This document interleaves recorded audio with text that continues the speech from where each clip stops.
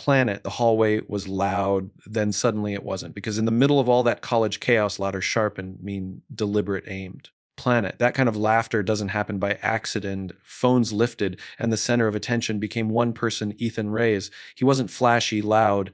Planet, or someone who demanded the room. He walked quietly, blended into the background, and kept to himself. His clothes were simple, his voice soft, and his presence easy to overlook. Planet, but in Ridgeview University, that didn't matter. What mattered was status, and everyone knew Ethan's secret. His mom worked there as a maid. Planet, and somehow that made him an easy target. The bullying didn't explode all at once. It started like a drip, barely noticeable.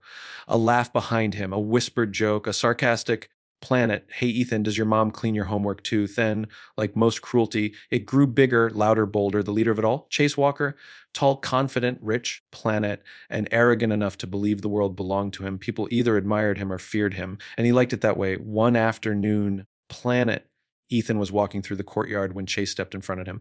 You the janitor's kid? He asked loudly. She's not a janitor, Ethan said softly. Planet, sorry. Chase interrupted dramatically. It made huge difference. The group laughed. Ethan tried walking past Planet, but Chase grabbed his backpack strap and pulled him back. Relax, dude, we're just having fun. Ethan met his eyes, not angry, just tired. Planet, there's nothing fun about humiliating someone. Chase smirked. It is when they're beneath you. Someone nearby muttered, dude, chill. But no one actually stepped in. Planet, because bullies don't need strength, just an audience that stays silent. The worst moment came in the cafeteria. Ethan sat alone eating the lunch his mom cooked: rice, vegetables, Planet, and chicken. Nothing fancy, just care wrapped in aluminum foil. Chase spotted him and grinned like he found entertainment. He walked up and grabbed the container from Ethan's tray. Look, everyone, 5-star chef food straight from the janitor's closet.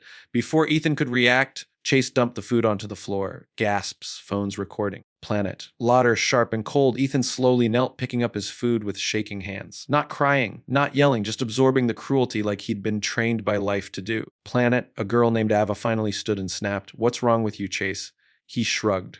Hey, I'm doing him a favor. Planet, maybe next time his maid mom can pack real food. Ethan's jaw tightened. But he stayed silent. That moment etched itself into everyone watching. But Fate has a sense of timing. Planet, 1 week later, the entire student body was called into the university auditorium. Nobody really cared. They assumed it was another boring policy announcement. Planet. But the atmosphere shifted when the principal walked onto the stage holding a dark blue folder. Students, he said, smiling. Planet, today we announce a life-changing opportunity, an international scholarship covering tuition, travel, housing, and research grants. Whispers spread. Planet, Chase leaned back confidently, even though he never applied. The principal continued. Hundreds applied. Planet, but only one student earned perfect evaluations in every category, including resilience, academic excellence, and character. The students leaned forward. Planet. Then the principal said the name no one expected, Ethan Reyes. Silence, then shock. Ethan's breath caught. Ava nudged him. Planet. He walked slowly to the stage, still processing. The principal shook his hand, and for those unaware, he added into the microphone, Planet, Ethan earned this while maintaining top grades, working part-time, and supporting his mother, one of our valued staff members. A few people clapped, then more. Planet. Soon students stood, a standing ovation. Ethan looked toward the back of the hall and saw her, his mother, hands over her mouth, tears falling. Everything he held back finally hit him. Planet. Afterward, as people congratulated him, Chase approached, not with confidence this time, with embarrassment. Hey, man, he muttered, fake smile trembling. Planet. Guess I underestimated you. Ethan looked at him, not with revenge, but with truth. My mom always told me something, he said quietly. Planet. The way someone treats you doesn't define you, it reveals them. Chase swallowed. And the funny thing about respect, Ethan added softly, is you can't buy it. Planet, you earn it. Chase had nothing left to say. Ethan walked past him, not as the bullied kidda, but as someone who finally owned his place.